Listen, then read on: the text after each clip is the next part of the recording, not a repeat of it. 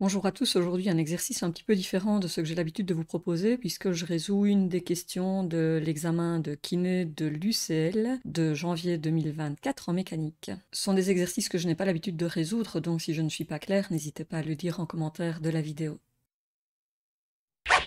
Alors voilà l'énoncé, deux blocs sont retenus par une corde à un cylindre plein de rayon R égal à 0,25 m, de masse 8 kg. Les deux blocs ont la même masse de 2 kg. Ils sont superposés et se trouvent sur une pente dont l'angle est de 30 degrés. La corde de la poulie est uniquement attachée au bloc inférieur. Le second bloc est un bloc de forme cubique et il est simplement posé sur le premier. Le bloc triangulaire de la pente, représenté donc ici en bleu, est immobile. À l'instant initial, les deux blocs se mettent en mouvement. Les deux blocs ont exactement la même accélération et ils restent solidaires en raison du frottement entre eux. À un instant qu'on appelle t étoile, les blocs ont parcouru une distance de 0,25 m. On prend le facteur gravifique à 10 mètres par seconde au carré et on nous donne le coefficient de frottement cinétique entre le bloc inférieur et la pente. Alors, dans une première étape, on considère que ces deux blocs sont un seul bloc, donc je les mets tous les deux dans la même couleur, et on prendra une masse M' qui vaut 4 kg. Et on me demande de citer et de dessiner toutes les forces extérieures sur l'ensemble des deux blocs, à un instant plus grand que l'instant initial. Alors, évidemment, vous connaissez le truc pour identifier les forces et ne pas en oublier.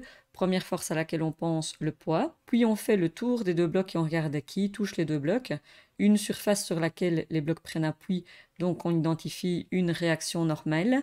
Et puis comme ces blocs sont accélérés vers le bas, il y a une interaction entre les atomes de la base du bloc et les atomes du haut du plan incliné. Donc il y a une force de frottement cinétique orientée vers le haut.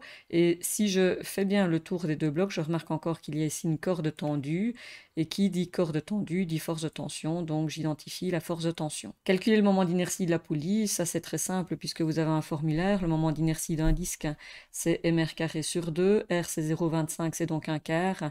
Un quart au carré, c'est un 16e. 8 sur 16, c'est un demi. Divisé encore par 2, ça fait un quart de kilogramme mètre carré comme moment d'inertie de la poulie. Calculer l'accélération des deux blocs pour un instant ultérieur à l'instant initial. Ça, c'est de la mécanique classique comme dans le secondaire.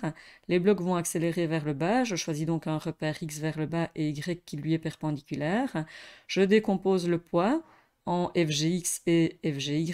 J'applique la loi de Newton qui dit que la force résultante dans la direction de x va communiquer au bloc de masse 2m une accélération que je note à x, donc dans la même direction également. Cette étude de force, si j'ai pris un repère positif vers le bas, Fgx sera compté dans le sens du repère, donc plus Fgx. La force de frottement cinétique dans le sens opposé, donc moins la force de frottement cinétique. Et il y a encore la force de tension, donc moins Ft. Donc moins Ft moins la force de frottement cinétique plus Fgx communiqueront à la masse de 2m une accélération dans leur direction, c'est-à-dire dans la direction x. On peut encore dire que dans la direction de y, on rencontre deux forces seulement, Fn et Fgy. Il n'y a aucune accélération dans la direction y, puisque le bloc se contente de glisser le long du plan incliné, et donc il faut que la résultante dans cette direction y soit nulle. Donc il faut que Fn soit égal à la composante y.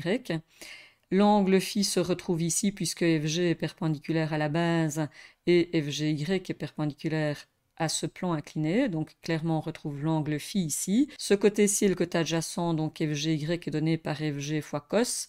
Fgx est ici à l'opposé de l'angle phi, donc Fgx est donné par Fg fois sinus phi. Et je remplace ici Fgx par le poids fois sinus phi. Et puis la force de frottement cinétique, vous en connaissez la formule, ça c'est la sympathique dans les deux, hein. Entre le frottement cinétique et le frottement statique, il y en a une qui se manipule facilement, c'est la cinétique, elle vaut toujours μc fois Fn. Donc μc, et on vient de déterminer Fn qui vaut 2mg fois cos phi. On obtient cette première relation. Ceci, c'est l'étude des forces qui va communiquer un mouvement de translation. Et puis, vous savez qu'il y a une étude tout à fait similaire pour les mouvements de rotation.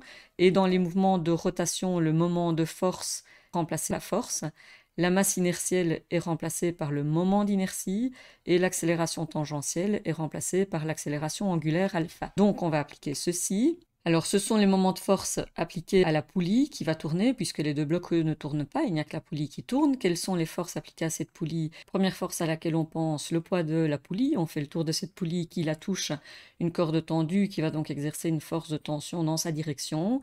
Et puis, il ne faut pas oublier que cette poulie est bien évidemment fixée à un axe de rotation qui exerce une réaction, donc c'est donc la réaction du support.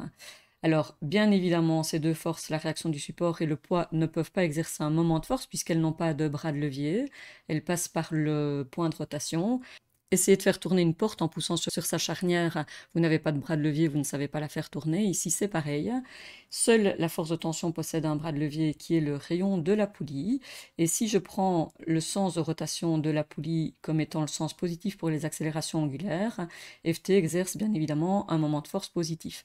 Et donc le moment de force, c'est Ft fois son bras de levier, Ft fois R, égale I fois alpha. On sait que le moment d'inertie, c'est mr carré sur 2. On sait encore que l'accélération angulaire est reliée à l'accélération tangentielle, évidemment, hein, puisque c'est la corde qui va provoquer cette accélération. Alpha, c'est A sur R. On peut donc faire passer le R ici en dessous, ça va nous donner R carré. Les deux R carré disparaissent, il me reste juste m fois A sur 2, donc m demi fois AX. Je vais donc pouvoir prendre cette expression de la force de tension et venir la mettre dans l'écriture de la seconde loi de Newton, ce qui nous donne ceci. On voit qu'on peut encore un petit peu retravailler l'expression en mettant tout ce qui dépend de AX dans le même terme. Puis on pourra mettre 2mg en évidence à gauche et AX en évidence à droite, ce qui nous donne ceci. Et puisqu'on cherche à exprimer l'accélération tangentielle, voici cette expression qui peut être encore un peu retravaillée parce qu'ici un facteur sur 2 qui n'est pas très élégant. Donc on peut multiplier le numérateur et le dénominateur par 2, ce qui nous donne 4mg au-dessus et en dessous 4m plus m. C'est un petit peu plus élégant. Maintenant, on peut remplacer par les valeurs. Petit m, c'est 2 kg, g, c'est 10. Sinus 30, c'est 1,5 évidemment. Mu c, c'est 0,2 sur racine de 3. Cosinus de 30 degrés, c'est racine de 3 sur 2. 4 fois 2 kg pour 4m et 8 kg de poulie. 4 fois 2 fois 10, ça fait 80. 4 fois 2, 8 plus 8, ça fait 16. On peut encore retravailler ceci. Les racines de 3 tombent. 0,2 sur 2, c'est 1 dixième. 1,5, c'est 5 dixièmes, moins 1 dixième, tout ça, c'est 4 dixièmes. Fois 80 sur 16, ce qui nous donnera 2 mètres par seconde au carré. C'est la valeur de l'accélération tangentielle avec laquelle les deux blocs vont glisser le long du plan incliné. On me demande ensuite la vitesse v des deux blocs à l'instant t. Alors évidemment, cette accélération, dont voici l'expression, est une constante. Puisque les deux blocs vont descendre avec une accélération constante et linéaire, c'est bien évidemment un mouvement rectiligne uniformément accéléré. On peut donc reprendre les équations du MRUA. On a deux équations, celle de la vitesse. La vitesse après cet instant t étoilé auquel je dois évaluer la vitesse, donc c'est après avoir parcouru une distance de 0,25 mètres. C'est la vitesse de départ qui est nulle à l'instant 0, plus l'accélération tangentielle qui vaut 2 fois le temps t étoilé. La position est donnée, c'est une parabole, est donnée par x0 plus d0 fois t plus at carré sur 2. x0 vaut 0, c'est moi qui le choisis. En t étoilé, x vaut 0,25 mètres. La vitesse de départ est nulle, donc ce second terme est nul. A vaut 2, t étoilé carré sur 2, les deux tombent ici, t étoilé au carré vaut 0,25, donc t étoilé vaut la racine de 0,25, c'est-à-dire la racine d'un quart, c'est-à-dire un demi. Et donc on peut trouver la vitesse après cet instant t étoilé en faisant 2 fois un demi, et on a évidemment 1 mètre par seconde comme vitesse. On pouvait aussi aborder l'exercice avec la conservation de l'énergie.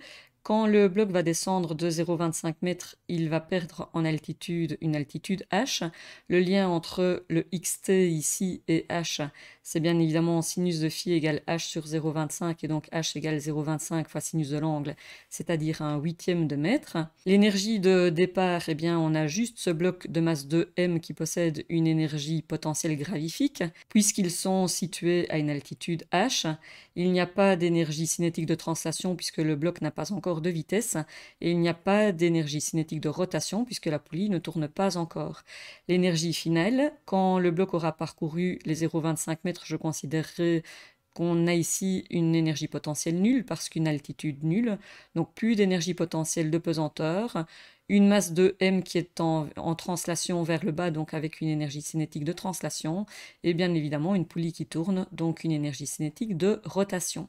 On connaît le moment d'inertie, mr carré sur 2, fois un facteur 1,5 fois oméga au carré, et on sait qu'il y a un lien entre la vitesse angulaire et la vitesse tangentielle. La vitesse angulaire est donnée par la vitesse tangentielle divisée par le rayon. On peut donc retravailler un peu l'expression. Les deux ici tombent, ça fait juste m fois v étoilé au carré. R au carré va tomber avec r au carré. On aura m sur 4 fois v étoilé au carré. Donc m sur 4 fois v étoilé au carré plus m fois v étoilé au carré, ça c'est l'énergie finale. Alors on applique bêtement le principe de conservation de l'énergie. L'énergie mécanique va varier s'il y a une force qui n'est pas conservative. Ici, le poids est une force conservative.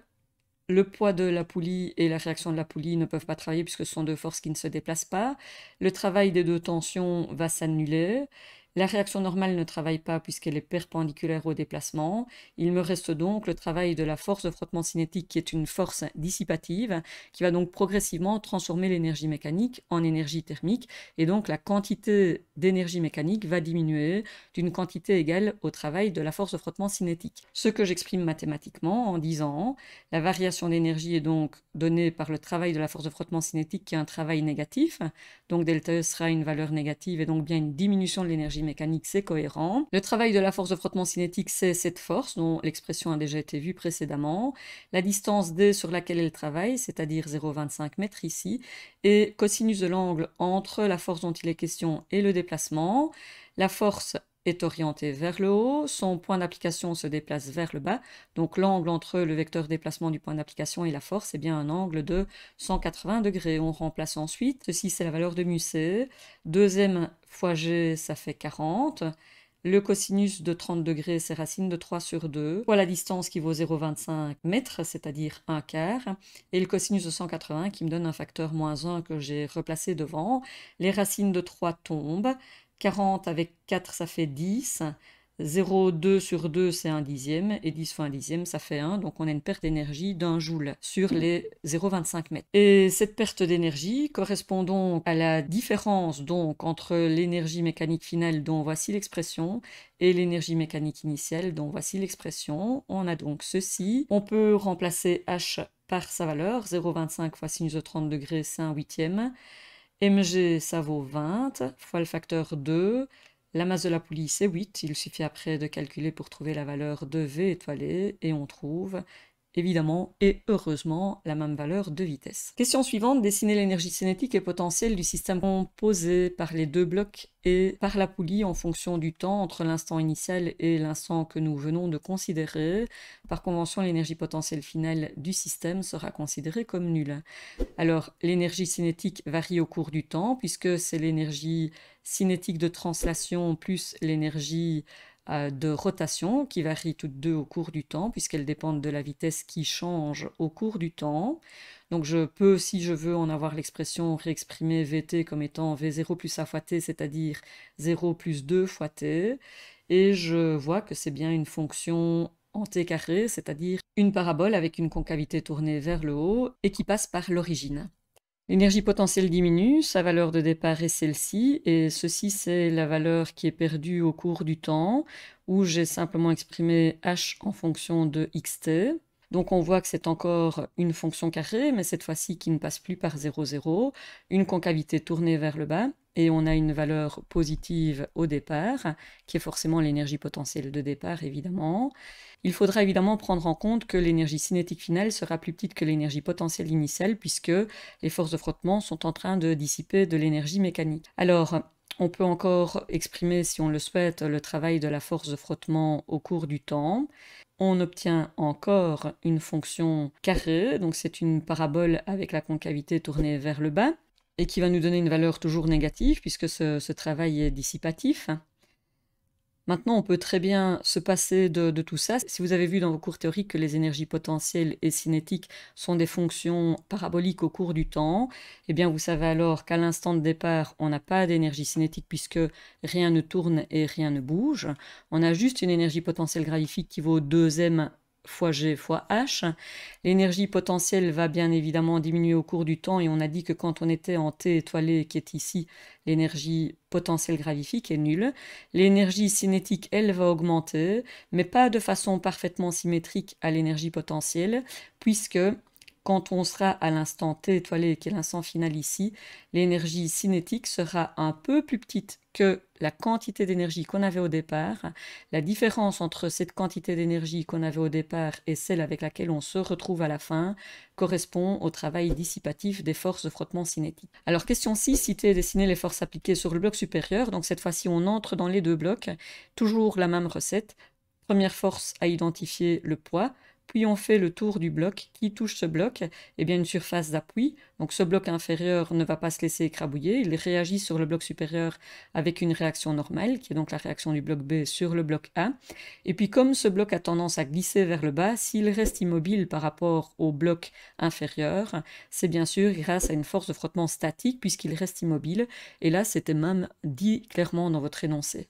Alors, à partir de quelle valeur de l'angle de la pente du sol observerait-on un basculement du bloc supérieur qui est simplement posé sur le bloc inférieur?